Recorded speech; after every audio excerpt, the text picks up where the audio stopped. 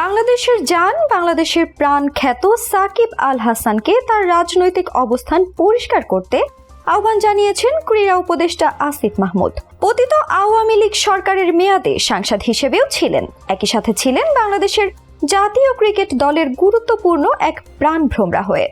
বর্তমানে চলা ভারত সফর থেকেই নিজের টেস্ট এবং টি-20 ক্যারিয়ারের সমাপ্তি ঘোষণা করেছেন বিশ্বসেরা এই অলরাউন্ডার।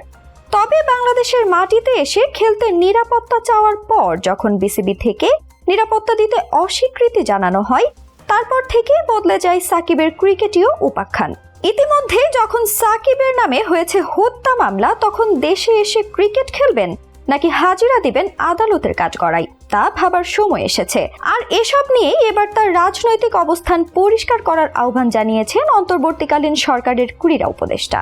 বাংলাদেশের ক্রিকেট ইতিহাসে যে কয়জন অনবদ্য এবং ক্যারিশমেটিক প্লেয়ার এসেছেন তার মধ্যে সবার সামনে সারিতেই থাকবেন সাকিব আল হাসান। ব্যাটিং কিংবা বল হাতে যেখানে সুযোগ পান সেখানেই বাজিমাত করার উদাহরণ রয়েছে ভুরি ভুরি। তবে গেল কয়েক বছর ধরে আওয়ামী লীগের সঙ্গে সাকিবের ভূমিকা এবং সাংসদ হিসেবে সামনে আসা যেন মোড় ঘুরিয়ে দিয়েছে ক্রিকেট লাইফে। মূলত সাকিব আল হাসানের পরিচয় দুটি। প্রথমত, তিনি ক্রিকেটার, বলা ভালো বাংলাদেশের সর্বকালের সেরা ক্রিকেটার। দ্বিতীয়ত, তিনি আওয়ামী লীগের সাবেক সংসদ সদস্য। গত 7 জানুয়ারি নির্বাচনে মাগুরা 1 আসন থেকে সংসদ সদস্য নির্বাচিত হন সাকিব। কিন্তু 5 আগস্ট ছাত্র জনতার অভ্যুত্থানে শেখ হাসিনা সরকারের পতনের পর হারিয়ে যায় সাকিবের সংসদ সদস্য পরিচয়। সাকিব এখন আবার শুধুই একজন ক্রিকেটার, কিন্তু সাকিব নিজেও কি সেরকমই ভাবেন? এমন প্রশ্ন উঠছে নানা মহলে। আসন্ন দক্ষিণ আফ্রিকার বিপক্ষে আসন্ন সিরিজে ঘরের মাঠে ক্যারিয়ারের শেষ টেস্ট খেলতে হলে সেই ভাবনাই পরিষ্কার করে জানাতে হবে সাকিবকে। এ প্রসঙ্গে শ্রম ও কর্মসংস্থান মন্ত্রণালয়ের সাংবাদিকদের এক প্রশ্নের জবাবে যুব ক্রীড়া উপদেষ্টা আসিফ মাহমুদ সজীব ভুইয়া সেই বার্তাই দিয়েছেন সাকিবের উদ্দেশ্যে। ক্রীড়া উপদেষ্টা আসিফের দাবি, আমার মনে হয় ওনাকে ওনার জায়গাটা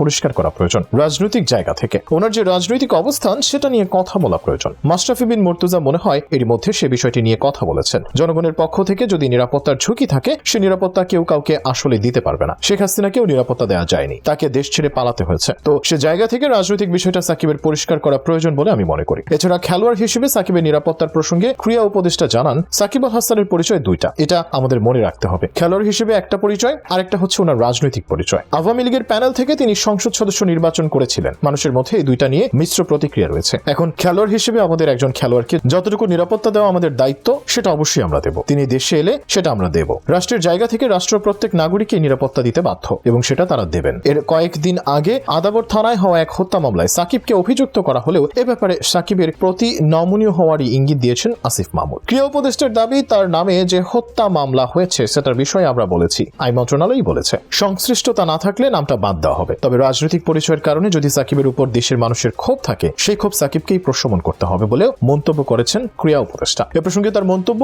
আমার নিরাপত্তার জন্য 5 জন পুলিশ কনস্টেবল আর একজন গানম্যান থাকে। আমার উপর যদি 10 কোটি জনগণের ক্ষোভ থাকে, তাহলে এই 5-6 জন আমাকে কি নিরাপত্তা দেবে? সেক্ষেত্রে জনগণের যদি কোথাও ক্ষোভ থাকে, সেটাকে তো আমাকেই কমাতে হবে আমার কথা দিয়ে। যদিও সাকিবের ঘনিষ্ঠ একটি সূত্র জানিয়েছে, তার দৃঢ় বিশ্বাস খেলার মাঠে অন্তত তাকে দর্শকদের হেনস্থার শিকার হতে হবে না। মিরপুর শেরেবাংলা স্টেডিয়ামে আরো একবার তিনি দর্শক সমর্থকদের মন জয় করেই টেস্ট ক্রিকেটকে বিদায় জানাতে পারবেন বলেও আত্মবিশ্বাসী সাকিব। তার দুশ্চিন্তা একটা জায়গাতেই, দেশে ফিরে খেলা শেষ করে যুক্তরাষ্ট্রে পরিবারের কাছে ফিরে যেতে পারবেন কিনা। তার নামে যেহেতু মামলা আছে, যদি বিমানবন্দরে তাকে আটকে দেওয়া হয়, তাহলে কি তাকে গ্রেফতার হতে হবে, নাকি রাজনৈতিক দল হিসেবে আওয়ামী লীগকে বেছে নেওয়ার কারণে পড়তে হবে জনরোষে? এসব সমীকরণ মিলিয়ে আগামীতে সাকিব আল হাসান ঠিক কোন পথে আগাবেন সেটা এখন দেখার বিষয়।